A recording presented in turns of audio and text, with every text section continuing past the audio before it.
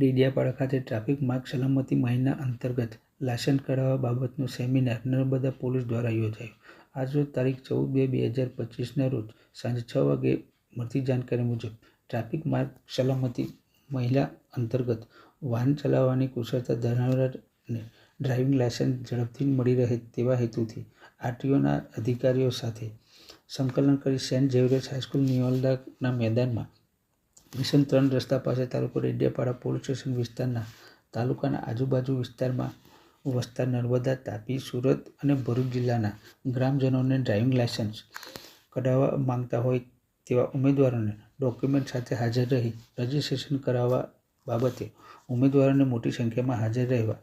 આહવાન કરવામાં આવેલ હતું. જે અંતર્ગત નર્મદા જિલ્લા પોલીસ અધિક્ષક પ્રશાંત સુંબેનાઓના અધ્યક્ષસ્થાને યોજાયેલા ડ્રાઇવિંગ લાયસન્સ કઢાવવા સેમિનારમાં મોટી સંખ્યામાં આશરે 3500થી 4000 જેટલા ઉમેદવારો ડ્રાઇવિંગ લાયસન્સ કઢાવવા સારું જરૂરી ડોક્યુમેન્ટ સાથે હાજર રહેલ હતા. ઉપરાંત 2 વ્હીલર મુસાફરી દરમિયાન હેલ્મેટ પહેરવા ભાર મૂક્યો હતો તેમજ ફ્રોડથી બચવા બાબતે તકેદારી રાખવા પર ભાર મૂક્યો હતો. પોલીસ અધિક્ષક દ્વારા ડેડિયાપાડા પોલીસ સ્ટેશનના વાર્ષિક ઇન્સ્પેક્શનના ભાગરૂપે લોકસંવાદ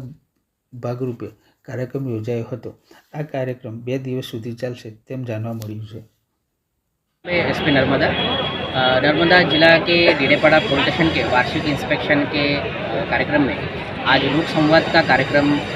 डेडियापाड़ा में रखा गया था और इस लोक संवाद के कार्यक्रम के अनुसंधान में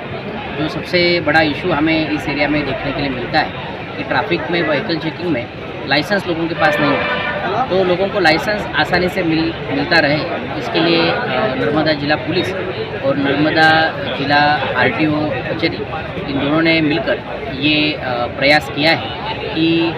यहाँ पे लोगों को डेडियापाड़ा में ही लाइसेंस की रजिस्ट्रेशन की और आगे की प्रोसीजर करने के लिए मिले. तो आज ये कार्यक्रम में हमने यहाँ पे अलग अलग गाँवों से जो लोग आए थे अराउंड 2 से 3 हज़ार लोग यहाँ पे उपस्थित हैं जिन्होंने लाइसेंस निकालने के लिए प्रयत्न कर रहे हैं. और मुझे आशा है कि इस तरीके के प्रोग्राम के थ्रू